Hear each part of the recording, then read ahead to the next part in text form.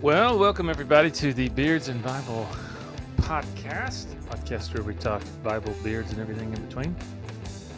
My name's Josh, and I'm joined this wonderful, chilly Tuesday. We're taking our lunch break to sit down and hang out. My buddy Gabe. Gabe, how you doing, man? Doing great. This is actually my second lunch break for the day. My boss just took me out to Waffle House for my first lunch break, so I'm doing really good. Wow. Golly, big spender. My goodness. Yeah. Got some Waffle House in my belly. I'm ready to talk. I don't know. Ecclesiology. What do we call this? Yeah, it's ecclesiology. It's 2 episodes in a row where we're doing ecclesiology. So here's my lunch break, and I'm on my lunch break, but here's what I had for lunch today. So a member of our church smoked chicken wings for folks in the church this weekend. Amazing. So Anthony, if you're listening, thank you. You did a fantastic job. We had a ton of leftovers. Right before we're about to hop on, I went downstairs, threw a bunch on a paper plate, nuked it, and then I didn't want to get my hands dirty, so I found some gloves. So like the serving gloves, that people in the cafeteria will wear. I found them downstairs. I guess some of our kitchen workers wear them, and so I wore serving gloves to eat my chicken wings, and it was wonderful. I could just get in there and do everything I needed to do, and then I just took them off, and it was great. That's gotta be such a weird sensation though, to like feel the warmth of the chicken meat through the gloves, and and those things are always like a little bit baggy. So were you like kind of biting the plastic when you into your fingertips? I thought it was going to be a lot weirder than it actually was. It wasn't bad. Bad. Actually, halfway into it, I was like, I don't have to have any fear of getting like the sauce underneath my fingernails or anything weird like that, Mm-hmm. So I just could get up in there and do what I needed to do, and it was amazing. So I think I may have invented like a new style of eating chicken wings. Maybe, yeah. I don't know, man. That's like one of the joys of eating chicken wings is like smelling the residue on your fingernails throughout the day. That's the gift that keeps on giving. Yeah. I actually kind of hate that. So maybe that makes me less of a man that I hate that. But yeah. Hey, you had an eventful weekend. Tell the folks about what you did this weekend. Yeah, I did. I don't remember. Went to a wedding, had Thanksgiving dinner with family, and went to Legoland with the boys down in Winter Haven, Florida. I ran a marathon. Just that, just in the middle of everything. A lot of stuff. Yeah, I ran my fastest marathon, 4 hours and 21 minutes. Dang! Because if you're a runner listening to this, you know that that's actually really slow. So, but it's fast for me. Well, it's faster than the one we did back in October. Yeah. You did 2 marathons in, what would that be, 7 weeks, 6 weeks? Mm-hmm. Yeah. Yeah, that's impressive. But it's really not. I mean, it's just kind of like I'm already trained up for it. As long as you just, I don't know, keep that going, I guess. It's just the training up to it, the mileage, and just that's the hard part. And once you're there, it's kind of like just plateau. That's the part that's always the challenging for me. So did you keep your run the Sunday before? Say that again, because you cut out. Oh, sorry. I did an 18-mile run the Sunday before I ran the full marathon. And that was almost harder than the full marathon for some reason. It just had a bad day. But yeah, no. What were you going to ask, though? I was going to ask, you had to recover, obviously, from the one we hit. We went in October, it did. So did you take a week off running, or did you get right back at it and train as soon as that was over? I don't remember. I'm telling you, I'm horrible at this whole thing. Like, people have like logbooks and journals and all this stuff, and I'm just like, I have no idea. When I feel good, I just get out and do it and figure it out.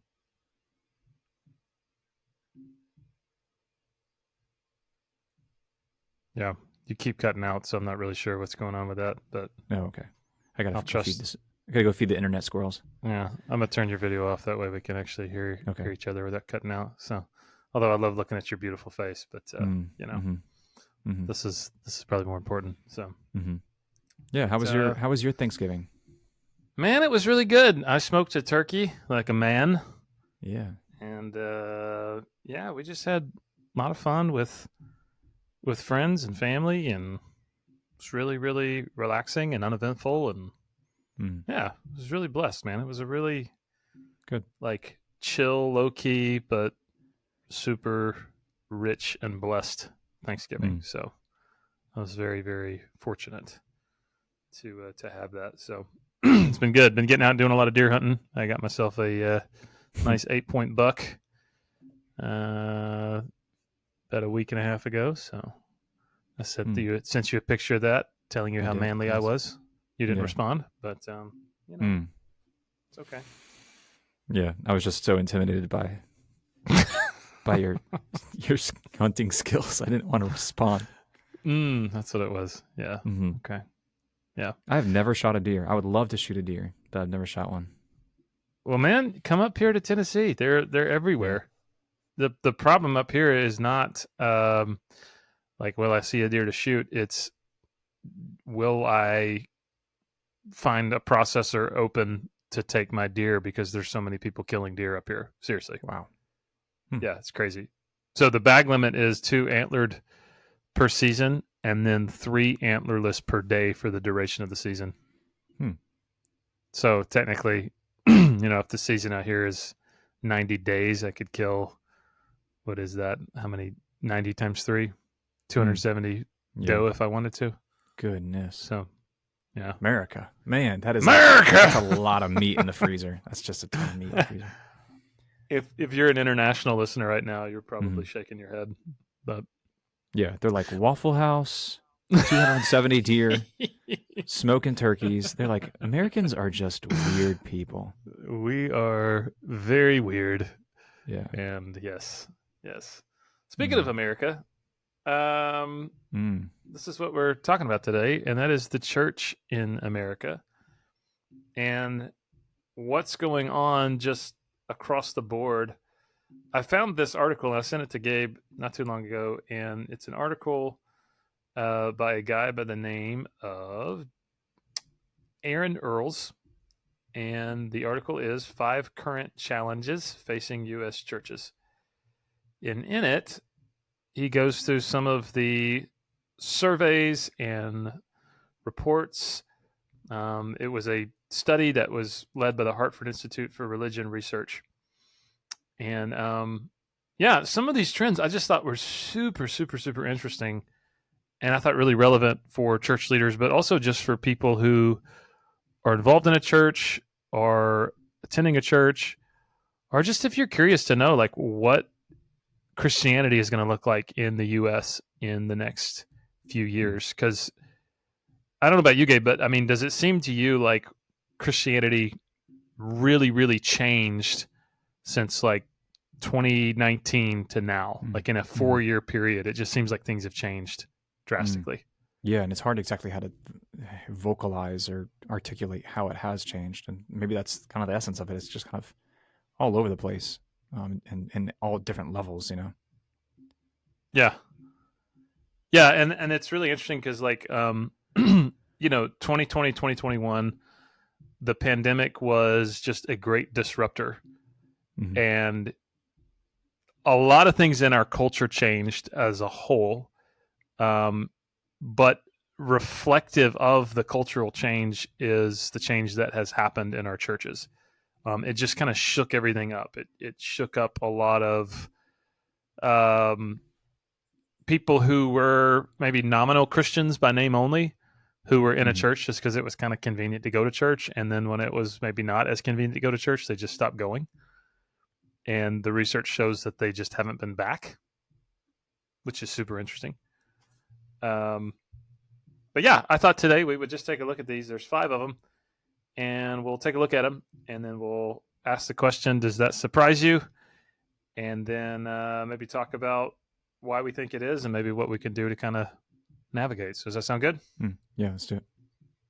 All right. So trend and challenge number 1.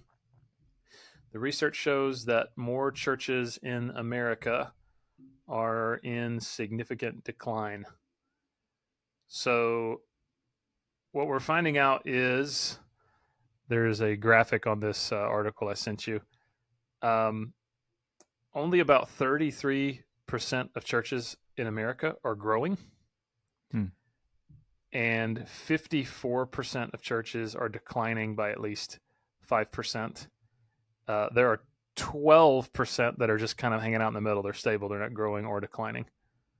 But yeah, 54% of churches are declining. And that's pretty concerning. Southern Baptist churches are the fastest declining. Southern Baptist churches found 39% are declining more than 10%. I'm not exactly sure what that means. But yeah, so just across the board, churches are declining. And I guess the Southern Baptists, they're getting hit hard, which if you've paid attention to what's been happening in Southern Baptist Convention over the past few years, that probably isn't that big of a surprise. But Gabe, does this surprise you, this trend that more churches are declining? They're not growing, they're actually shrinking? No, it doesn't surprise me. And I wonder, you look at the numbers of people, it kind of seems unrelated, but look at the number of people who are shifting from an in-person shopping experience on Black Friday, which we just had. Black Friday is the Friday after Thanksgiving. It's called such because it's the day of the year when so many people go out and start buying Christmas presents that it kind of changes the economic outlook of businesses from being in the red or the negative to the black, because so much money is spent in retail shopping. So look at a number of people who went out in person to brick and mortar stores on Black Friday versus now there's this new thing, it's been the last decade or so, called Cyber Monday. And there's been this kind of matriculation of people from going to this physical Black Friday experience to a brick and mortar store to Cyber Monday instead of that. And we see Cyber Monday shopping growing. But I wonder if there's like this, I wonder if you could actually stack the numbers on top of each other and see if there's any kind of correlation between the two and why people are doing that. I'm sure there's a lot of different parallels you could draw from that. Someone should do like a doctoral thesis on that or something. But no, it doesn't surprise me at all. Yeah, we're going to take a look here in a minute at, online church and kind of how that's been a trend that is, a bit more complex and challenging than I think a lot of us are admitting. But I mean, I don't think it surprises me, because I think you just look at secularism across the board and you look at the rates of people who are kind of, we did a whole episode or series of episodes on deconstruction. A lot of people are kind of walking away. I think, like I said earlier, there's a lot of people that were Christians by name only, just kind of nominal. They were going to church because it was the thing to do.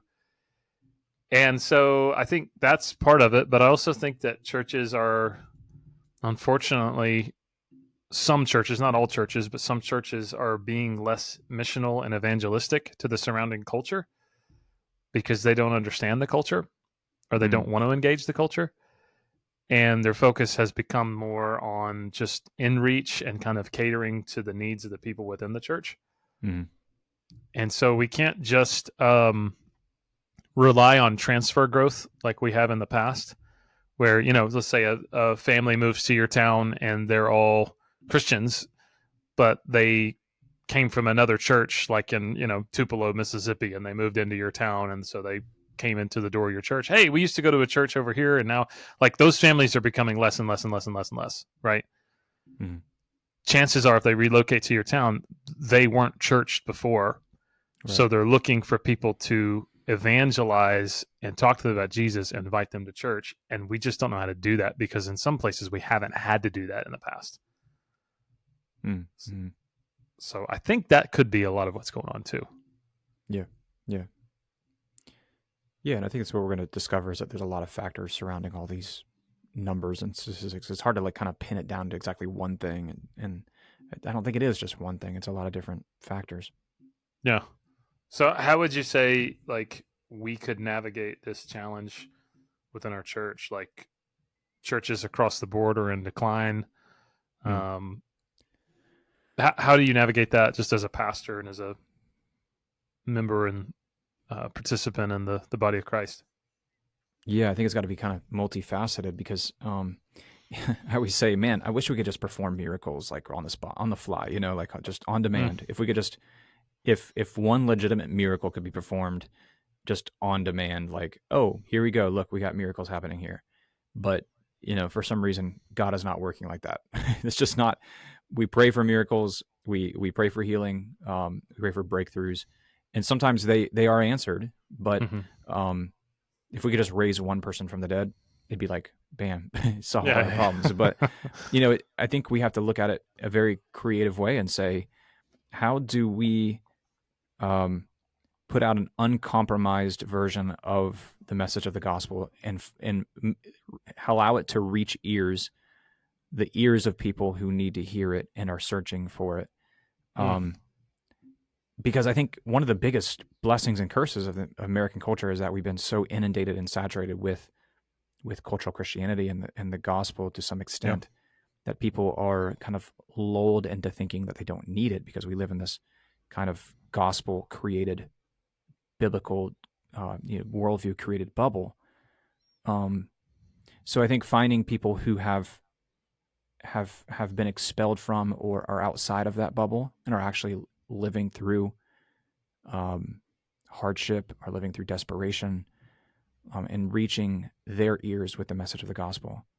Because I think there is a direct correlation between physical hunger and spiritual hunger, physical desperation and spiritual desperation. Yeah. So finding populations and groups of people, demographics that are experiencing those moments and those crises and lifting them out of both the spiritual and the physical to the best of our ability is important. Yeah. But there's a multifaceted approach for sure. Yeah, absolutely. I think that we have to focus on evangelism and teaching our folks how to engage the culture. And I think that starts with everybody listening to this. If you're a Christian and you live in the U.S., or maybe you don't live in the U.S., you live in another part of the world. It's interesting. Friends of mine that live in Canada or Europe or Australia or other parts of the world where it's not popular to be a Christian, they've had to learn how to be evangelistic. Like if they want visitors at their church, they have to go ask. They have to go share Christ. They have to, you know what I mean? Like it just doesn't happen. People don't drive by and say, "Oh wow, a church. Let's try to figure out what's going on there." So I think if the church is going to be who Jesus has called us to be in the years to come, we have to get better at like meeting our neighbors, being willing to do life with people who may not look like us or think like us, and know how to winsomely share our faith through sharing our lives for the purpose of having those spiritual conversations.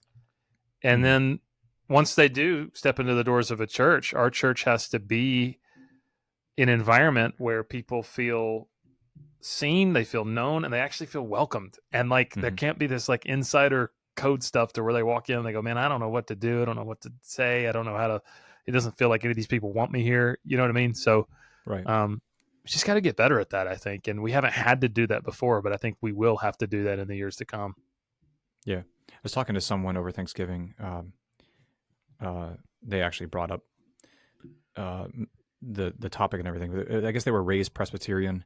They attended Presbyterian churches for years and years, and they found it to be kind of, I don't know, overly ritualistic and not deep in teaching. And they opened up to me about it, and they had recently discovered a non-denominational, like evangelical church. And this is an older couple, actually, I think in their late 70s. And they said, "This is totally not our style. This is totally out of our comfort zone. The music is loud. It's lively. It's like a rock concert. But when the pastor gets up and teaches, he's just dressed like we are. He's sitting on this like love seat, and he has a table, and he's drinking a cup of coffee, and he just teaches like these really deep things that we've never heard taught before. And we grew up in Christianity all our lives." And I think there is this danger that we as leaders or pastors face, that we tend to placate too much to making the Word of God accessible. In the name of making the Word of God accessible, we teach a very shallow version of it.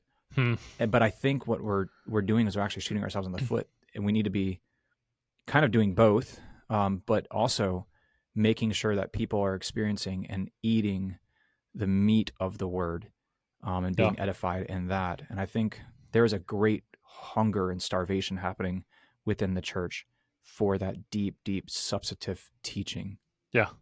Hey, do you know what the word of the year? You know, Merriam-Webster always releases the word of the year for the year, like in December. You know what the word of the year was for 2023? No. Yeah, it was authentic. Isn't that interesting? Yeah, it is. Authentic. And a lot of sociologists are trying to figure out why, and some of them think that with the rise in AI and chat GBT and stuff like that, that more and more people are searching out something that's not artificial, like something that's real, something that corresponds with reality, because there's so much fake. Yeah, I can see that.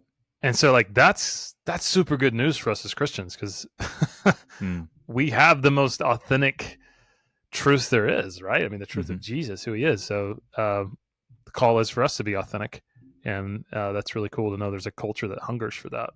So okay, second challenge is aging leaders and congregations. I found this to be super, super interesting. The overall age of clergy continues to inch forward.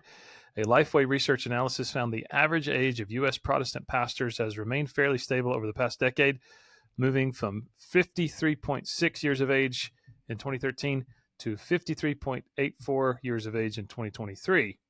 But the Hartford Institute research found a more consistent increase, climbing from 57 years of age in 2020 to 59 years of age in 2023. So the average age of a pastor in the U.S. in a Protestant denomination, according to this research, is 59 years of age. Interesting. Not only is the pulpit graying, but so also are the pews. In 2020, 33% of congregational, hey, the congressional members are getting older. That's another podcast topic for another time. 33% of congregational members were over 65 years of old. That's now 36%.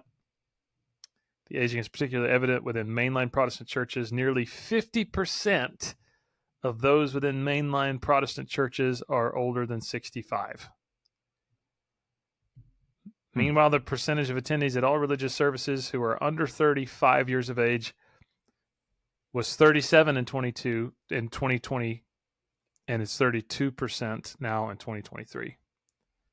Wow. So there are more churchgoers who are older than age 65 than who are younger than age 35. So does that surprise you? A little bit, yeah. Why is that? I don't know. Just, I guess I see a lot of younger pastors. Yeah. But yeah, I mean, that's just the ones I think that are maybe more engaged in social media or YouTube and make themselves more visible. And the ones that aren't engaged in that are maybe the older generation. So maybe they're kind of more the vocal minority in that case. Yeah. Well, I mean, both you and I are younger pastors, so we're both not 40 yet. So the world in the orbit that you and I kind of live in is probably different than most. Yeah. Pastors across the board. Well, look at this gray. Yeah, I mean, honestly, I wish I could say this surprised me, but it didn't really surprise me.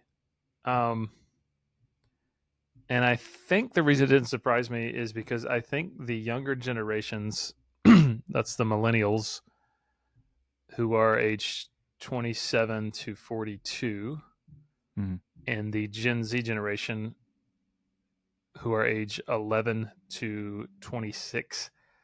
I don't really think that most churches, and again, I'm saying most, I'm not saying all, I'm just saying most. I think some churches are doing a great job at this, but I think across the board, most churches aren't engaging those generations, evangelizing those generations, discipling those generations, and releasing those generations for ministry.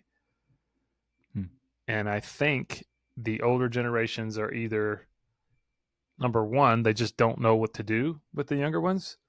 So they're like either scared of the younger generation, they're confused by the younger generation, or they're too judgmental of the younger generation to figure out what to do and how to reach them. Or I don't think they trust the younger generation enough to empower them to do ministry, to go out and reach their peers. So I know that's a super broad brushstroke, but I think those are probably some dynamics of it. I think you've got some like generational gaps there, with one generation not quite sure what to do with the younger ones. And it could be too that the younger generation just doesn't want to do what we do. Yeah, that's true. You know, they just have no interest in it. Hmm. But yeah, it's, every person's different. It's hard to really pin it on one thing. But yeah, it's like building houses. It's like we can't find non-immigrant tradespeople to do the components of building a house and do it at a price that we're willing to pay. We have to hire immigrants to do it, to be able to do it within our budget to build a house. And it's like there's just, in the United States of America, there's no multi-generational Americans who have a desire to want to do any sort of thing related to the trades. Hmm. Um, it's just a kind of this famine of interest, I guess.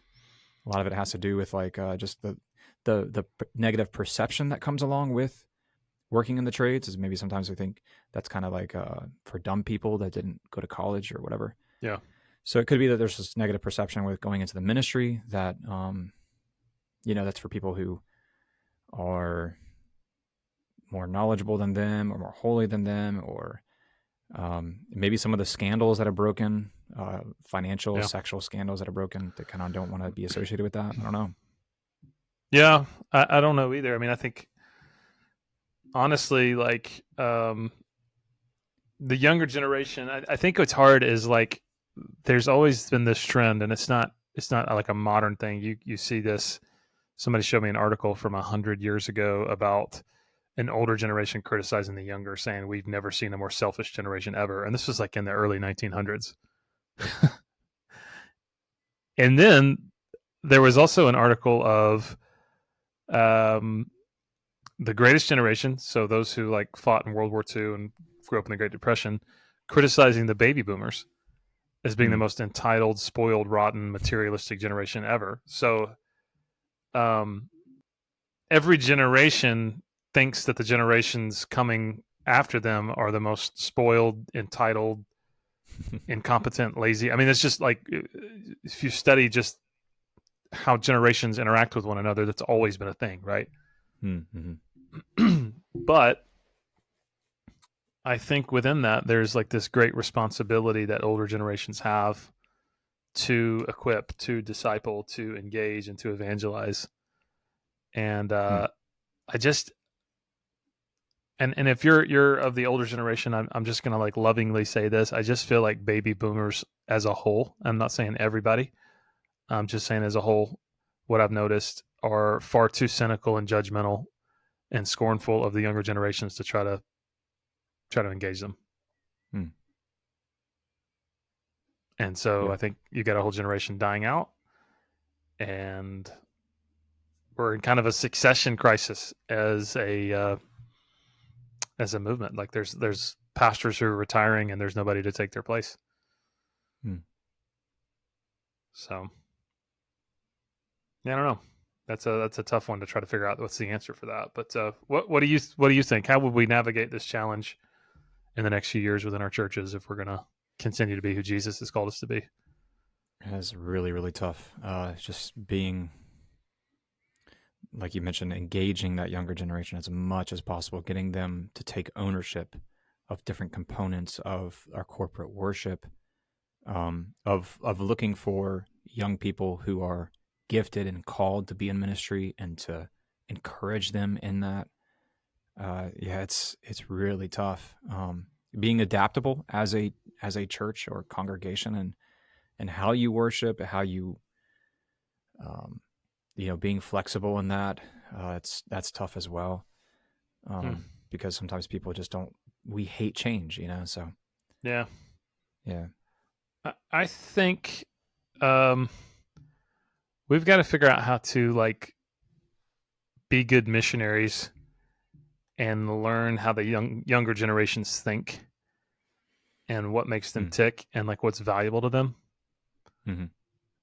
Because I mean, looking at the younger generations and just going, well, none of them want anything good. I mean, that's like me looking at the entire nation of Bangladesh and just saying, God, send them all to hell. We don't need to send missionaries to them. You know what I mean? Like any missionary worth their salt would gasp in horror if someone displayed that kind of attitude. But I feel like sometimes we display as older generations that attitude towards entire generations that are younger than us, and we don't blink an eye at that, and that's concerning to me. Yeah, I think millennials and Gen Zs are some of the most justice and compassion oriented people in America right now. Mm, Yeah, there a lot of that is misappropriated and sure. misdirected to Yep. different things or different subcultures, but they value uh, compassion.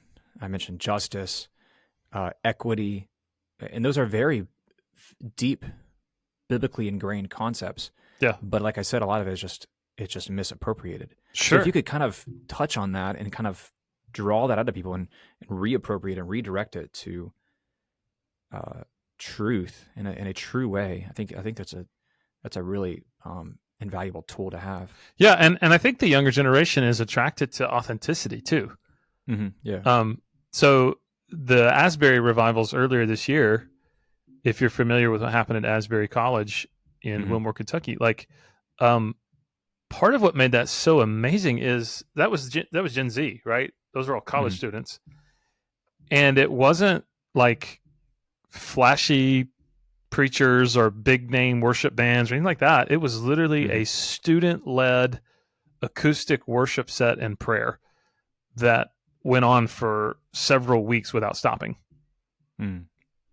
And like what made it so amazing is that it was just so authentic and it was so real and it was so pure. And it seems to me like that's what this younger generation is craving. They're kind of done with like the flashy, superficial, oh, praise the Lord, brother, and he's in his $4,000 suit, asking somebody to give. Like I think the younger generation just they've had their fill of that and they're just kind of done with Mm-hmm. that.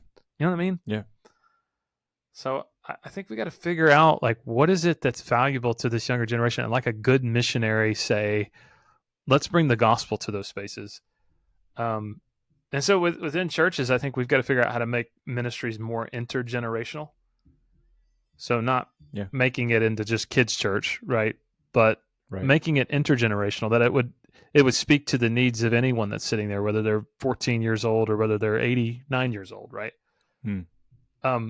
Because here's the thing, it can become really easy to simply cater to the needs and desires and wants of the baby boomer generation, because they are by far the largest generation among our population of Americans today.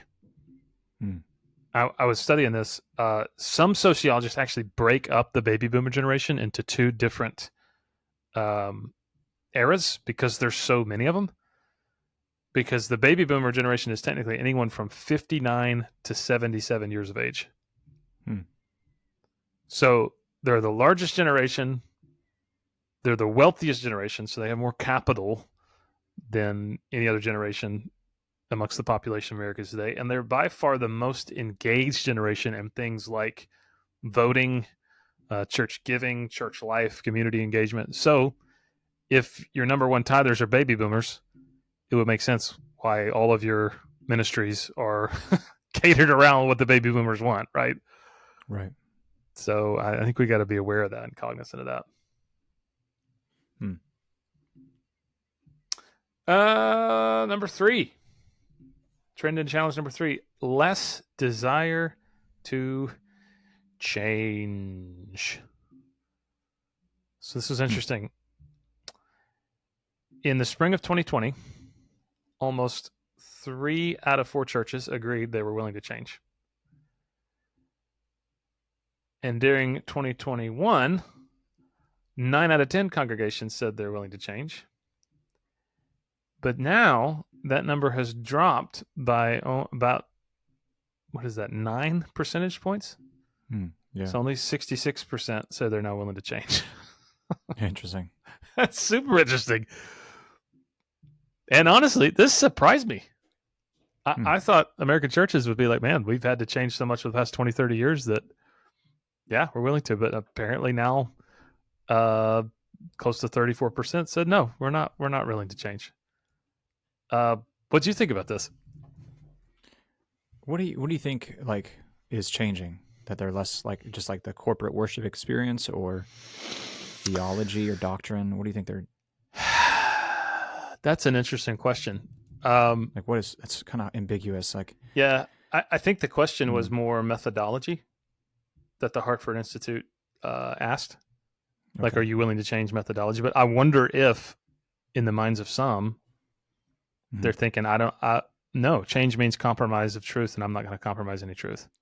Yeah, because that word change is packaged in there can be so much. And I wonder, too, if a lot of people see a rapidly changing world around them, and so Christians see their church and their worship experience and the culture within that church as kind of the bulwark of their cultural identity and political ideology and doctrine, and like everything else around me is changing, but I can't let this change. It's kind of like the one thing that we have to hold on to that is stable. Maybe that's the thought process. I don't know. And that's the thing is like I don't know that like your success as a church and the number of people who attend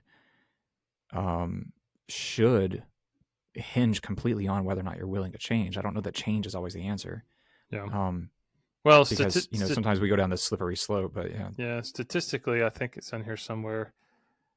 Somewhere in the research that churches who express a lower willingness to change, usually that is correlated with a decrease in worship attendance. Yeah, interesting. So, yeah, and again, I mean, that is pretty packaged together. I mean, there's a lot that would go into what does change mean, right? And maybe what you were saying is true. Maybe there was so much change that happened just across the board in 2020 and 2021 that people are just kind of craving stability right now, Yeah. But I think navigating this challenge means to like take an honest assessment, though, of things happening within a particular congregation and say, hey, not all change is bad. Like, yeah, change just for the sake of change or change for the sake of compromising in truth. That's not good. But if like everybody in our congregation is over the age of 65 and we don't have any young families, and it's because we're not doing anything to reach these guys, to disciple these guys, to evangelize these guys, we probably need to figure that out. We probably need to make some changes to actually be obedient to the commission of Jesus to make disciples of all nations. And if we're not doing that, and the only reason we're not doing that is because we just don't want to change because that's uncomfortable and inconvenient, then we're sinning. And that's not good, right? Yeah, you don't want to change just for the sake of changing, because it's like that can be a very slippery slope. I remember in the 2008 elections when Obama was running for president against John McCain, Obama's thing, his one word kind of mantra was change. Yeah. And I remember there was this one guy, this political pundit, was going around interviewing people that were Obama supporters and saying, what's one change that you want to see that Obama is proposing? And they couldn't answer the question. Like, well, what do you want to see changed? And they couldn't answer the question. It's like, well, we like that word change because we like a change in scenery, or we like things that are different sometimes, but we have to, I think, change within our assemblies and our churches needs to be slow, methodical, thought out, and biblical. But yeah, I think it's important that we do change, because it is that if we don't, like you said, we'll find ourselves reaching no one. Right. But to change for the sake of change, I think that's a dangerous mindset to kind of slip into. Well, and change for the sake of trying to fit into the culture that surrounds us. You know what I mean? So like the big situation with the United Methodist Church here in the U.S. is there's a schism going on in the United Methodist Church related to the ordaining of homosexual clergy. And so you've got this big schism going on, and a lot of people saying, man, we need to be on the right side of history. It's 2023. Come on, guys. Like, we really, we're being homophobic. Like, we need to keep up with the current times. And then there's faithful believers that say, no, listen, like, the historic Christian faith has always held to the biblical sexual ethic. Like, we can't change that because that's given to us in Scripture, right? So just trying to change just to keep up with the changing culture, that's a bad thing. That's not good. But being willing to adapt methodology to be good missionaries, I think, is an entirely different thing. And we need to make sure we know the difference between those two things. So, trend and challenge number 4. This is a super interesting one. Navigating changing worship experiences. So this is all about like statistics and data surrounding, do you have virtual church or is in-person church? Do you stream your services? Do you don't stream your services? And here's like a fascinating statistic. In 2019, only 20% of American churches were streaming their services online. And now in 2023, 73% of churches are streaming their services out online. That's 3 out of 4. But the data also shows that apparently it's much better to focus on one platform than the other. So it's better to have like your focus either being entirely on virtual or either being entirely in person. But here's what's interesting. The churches that had mostly in person, so that was kind of their number one priority, is encouraging people to be in person worship. But they also had virtual available, so they also did live stream their services, but the most of the focus was on getting people in church. Overall, across the board, they had the highest in-person attendance average. That's pretty obvious. They also had the highest number of people who were regularly attending.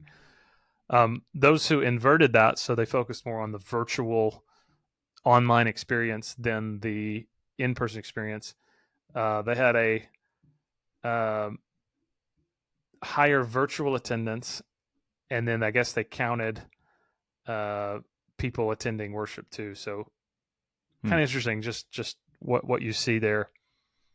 And then you have churches who just emphasized virtual. They had one of the lowest numbers of regular participants in their church.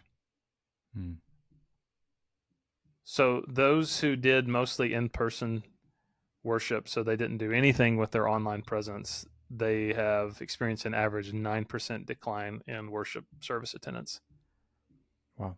So to kind of just boil it down, it kind of seems like if it's just in person, declining numbers. Just virtual, declining numbers. A little bit of both. Apparently that's the sweet spot. So that's super interesting to me. What do you think about that? Yeah, it is. I don't know why. Yeah, it's like I could see like if you're doing virtual, people are like, well, I'm not feeling good today. I'm just gonna watch the virtual. Sit on my Whereas couch, if you didn't right? have that, yeah. If you didn't have that, people would say like, well, yeah, I got a little bit of a sore throat, or I didn't sleep well last night, but I'm still gonna get up and drag myself into church and worship with other people. Right. But yeah, why there's this sweet spot of like having, if you offer both, that's really interesting. But you guys stream your services online, is that right? We do, and we do a really bad job of it. But we just literally have an. I think you do a good job. I've watched some. You're good. We just have an iPhone set up on a tripod, and that's it. I mean, that's literally it. And yeah, it doesn't seem to have affected our in-person attendance. And in fact, our in-person attendance seems to be growing. Yep. While our online audience is kind of doing the same, but maybe at a slower rate. Yep. Same for us. I don't really go on and check a lot, but same for us. But I don't engage online audience at all, and I don't think anybody really does. There's a couple people that go on and they'll say, "Oh, there's this number of people watching" or something like that, but it's never been a big focus. But it's something that we kind of offer for people that live elsewhere. And I've always said, look, if you're watching this to the exclusion of going somewhere in person, please just turn this off and go somewhere in person. That's so important. Yeah, we have a video in our YouTube channel of me saying that. Basically, hey, listen, this is for if you're sick, you're out of town, you've moved somewhere new, you don't have a church yet, or if this is supplemental to your worship with your own home church. But this is not a substitute for being a part of a local body of Christ. That's good. Yeah. So here's kind of what I was reading this and kind of jotting some stuff down. I think what these numbers tell us is, for better or for worse, just it is what it is. We live in the age of the internet. And most people will go online and check something out first before they something online first before they'll go there in person. So like if I go, like there was a steakhouse that opened in Murfreesboro, and I was thinking about, okay, my birthday's coming up. And so last night I'm hopping on my phone looking at their menu, right? Oh, this place looks good. I think I want to check this place out. And that's the way it is, I think, with everything. We don't even realize we're doing it, but we do it. We want to check it Mm-hmm. out before we go to it. And I think it's the same with church. Like if you're going to take your family there and you're going to trust the care of your children and the discipleship of your children, the spiritual development of your family, you want to go on their website and read their doctrinal statement. You want to watch some of the minister preaching to make sure he's not crazy and going to say something off the wall. Right. Right. And so I think like that probably has something to do with it. But I think you were talking about Black Friday and Cyber Monday. If you can go online and do everything you need to do online without going in person, why would you even go in person? Right. You know what I'm saying? Yeah. Right. Yeah. And I've noticed that as well. Like we'll get visitors sometimes to our services, and I'll come and introduce myself to them and say, "Hey, how did you find out about us? What's drawn you here?" And they'll say, "Oh, I've actually been watching you for the past couple months online." Same here. And it's like, "Oh, wow." You know, okay. So yeah, that's kind of, if anything, it offers that kind of, it breaks down that fear factor. Mm-hmm. Like you mentioned, and people are more willing to come in person because of that. So yeah, it's interesting. So here's how I think we have to navigate this. Like, I've talked to people that are just like, we don't do internet stuff. That's not the body of Christ. Okay, I'm not going to disagree with you. I think being in a church service with other believers, that is so important. Mm-hmm. But the context in which God has placed us, the day and age in which we exist, for better or for worse, we live in the age of the internet. Mm-hmm. So things like live streaming your services and having an online presence, I think we can think of that almost like the front porch of a house. So you're not actually in the house yet, but you can stand on the front porch and you can look inside and you see what it's like inside the house before you decide you're going to go in and visit. Right? But it's not the same as in-person church. It's there for folks who are traveling, who are sick, who are out of town, who are checking the church out first before they come in person. It's not a substitute for actual in-person church.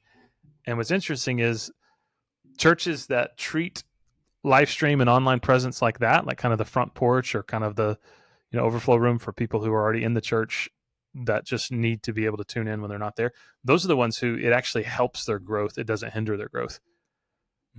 But the churches who place so heavy of an emphasis on it, they're like, hey, I want to engage the online church, that actually is detrimental to their growth. Which is so interesting to me. Interesting. Yeah. Wow.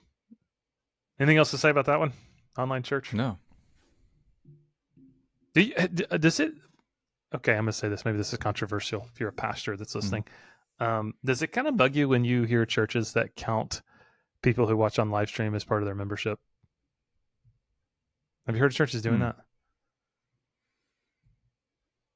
I haven't seen it a lot. I don't really follow a lot of churches.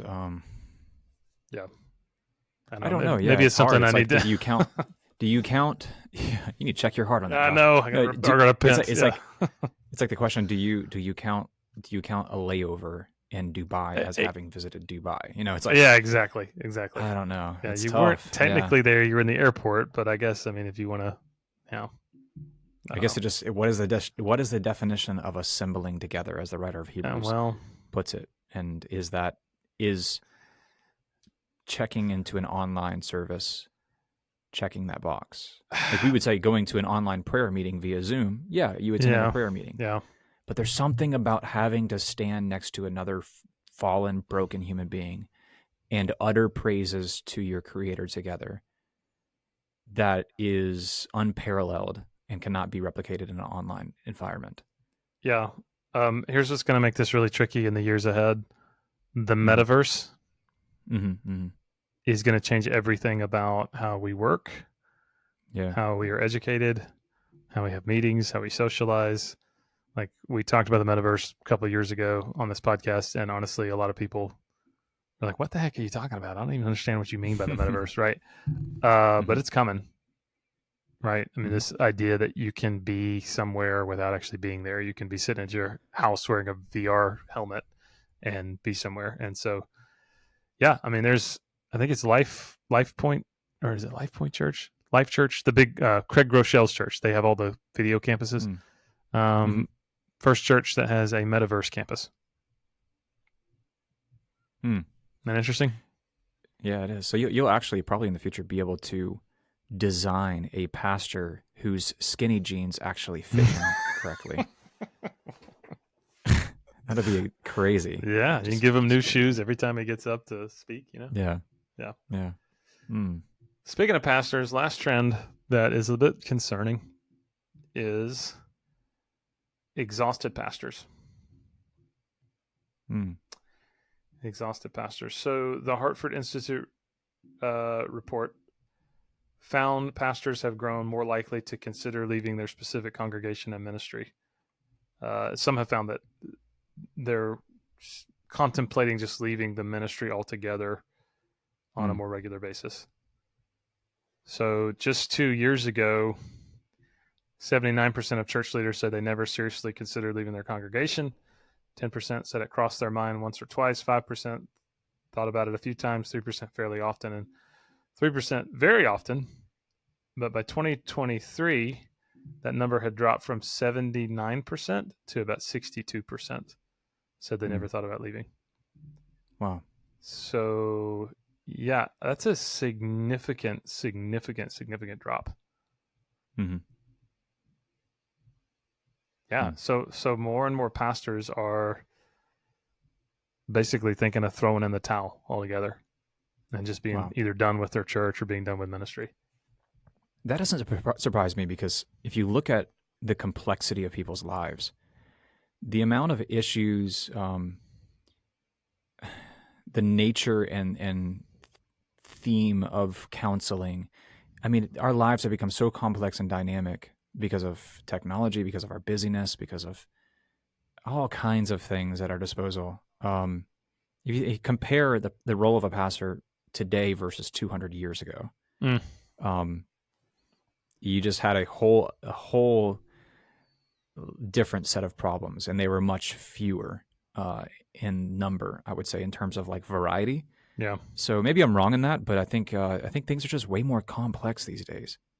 Yeah. Yeah, I'd agree with you. I think pastoral work is exhausting because I think the world today is a lot more. I mean, we're moving closer to the turn of Christ, and it's becoming more broken and just darker, right? Yeah. And I mean, can you imagine, like 150 years ago, like Jedediah would come to you as a pastor and say, I accidentally lusted after my neighbor's ankles. Yeah. Elizabeth's ankles when I drove my horse and carriage by her farm and peeked over the fence. Yeah. And it's like, now you got like Pornhub, it's like, right. There is just a whole other world of OnlyFans and all this other stuff. It's like, there's a whole other set of problems. Or it's like, doctrinally speaking, it's like 150 years ago, you were just like, you had two choices, the local Methodist or the local Baptist church in town. And now it's like this world of this smorgasbord of teaching, like everything from Greg Locke to Kenneth Copeland and everything in between. And it's all kinds of doctrinal stuff going on out there. Yeah, man. I think, you talk about pastoral burnout and things like that. I mean, Paul, the apostle, would write about all of the hardships that he endured, the fact that he was shipwrecked and beaten and all these things. And then he also includes in that list, he says, along with the concern I have for all the churches, right?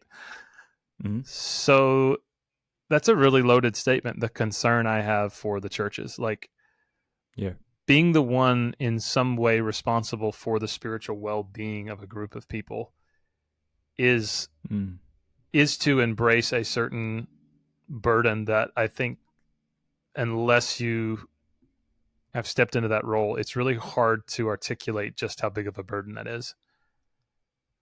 To go into a restaurant, this happened to me recently, to go into a restaurant and there's somebody who's walked away from God and who's angry at God, and they're sitting there eating their lunch, and I'm with my kids, and I walk up and just say, "Hey, how's it going, brother?" And he just looks at me and says, "I hate your God." Wow. And it's in front of my kids, right? I got a 7-year-old and a 5-year-old standing there, and so it's like, if I'm selling insurance, I may have some people that don't like me because maybe they thought I ripped them off, but it's a little bit different, right? And so I just think that in general, pastoral work is exhausting. And in general, our culture has become far, far, far more critical of pastors and spiritual leaders in the recent years than we've ever become before. We've become more distrusting. We've become more critical. We've failed to respect those who are giving their lives for pastoral work, and we view them with a tremendous amount of suspicion. And sometimes, man, that's just exhausting for folks who are trying to serve like that. Yeah, absolutely. Yeah, so you got these complex issues, and on top of that, compounded is the criticism and the like you mentioned, you're just constantly under the microscope, and it's like you make one poor move or one bad move, and all your credibility can be shot because of that. Yeah, it's a lot of pressure. So yeah, no wonder it's just an exhausting experience at times.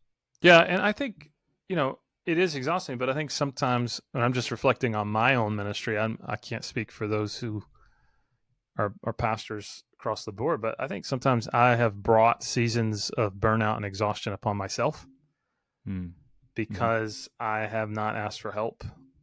I did not delegate or mobilize others within my staff or within my church to help me in ministry. I didn't reach out to a counselor or a pastor myself and say, hey, I'm struggling and I need to sit down and talk to somebody, right? Yeah. And because I didn't do that, I kind of just set myself up for running on empty and running on fumes for far too long. And so yeah, I think that's possibly why we could be seeing that more so now than ever before. Yeah. 100%. So how do we navigate that? Any pastors that are listening, or any people that are connected to a pastor, what would you say to protect your pastor or to protect yourself if you are a pastor from growing so exhausted you just want to throw in the towel and don't even want to do it anymore? Well, if you're a congregant and under the shepherding of a pastor, just make good choices. Behave yourself. Knock it off. Yeah. Don't be an idiot, right? Yeah. Use discernment. Yeah. But no, I think just having I was doing a Q&A at our congregation the other day, and one of the questions was, how do you avoid burnout in the position in which you're in? And one of them was just, I get away. I go away sometimes.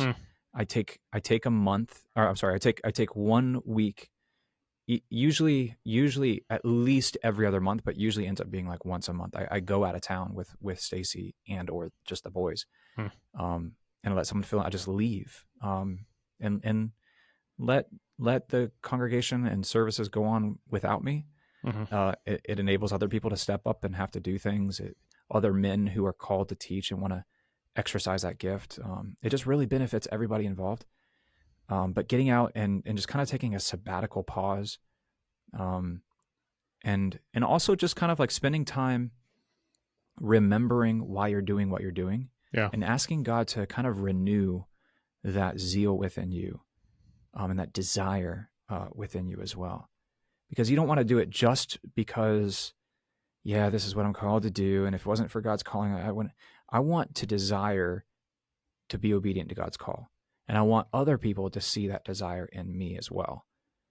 So that sometimes just looks like pausing and praying and reflecting, and keeping, Stacey and I always say this, and we always never do it, but keeping a journal, a gratitude journal of like successes we've had as a pastor and wife, and lives that we've seen changed, people that have come up to us and spoken kind things to us, good memories we've shared, weddings we've performed, and just things like that. And it's like, we just never had done that, but it's like, man, if we in times of deep discouragement could go back and read through these journals, that would be amazing. So if you're new to this, or just, whenever, even though I haven't done it, I haven't put my money where my mouth is, that would be a really good thing to do. Yeah, no, I keep a folder in my desk of all the nice cards people have sent me over the years. Yeah.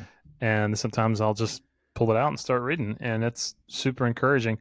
I also keep a folder of all the crazy letters people have sent me over the years. And sometimes if I want a good laugh, I pull it out and start reading. But that's true. You could come see my crazy letter if you come visit me in church. I'll show you. But no, I do think sometimes just reminding yourself like why you do what you do is such a beautiful thing. Like I got to officiate a wedding, not this past weekend, but weekend before that. And it was a couple that came to our church, and man, they just had a lot of brokenness that they were walking in, and man, our church just like rallied around this couple for the past year and a half, just loving them, discipling them, mentoring them, pouring into them, inviting them into people's homes. I got to do their premarital counseling, like, and then we got to be at their wedding, and then it was like all these people from our congregation that played some sort of a role in getting them to the point they were, and it was such a rich, beautiful expression of the body of Christ, you know.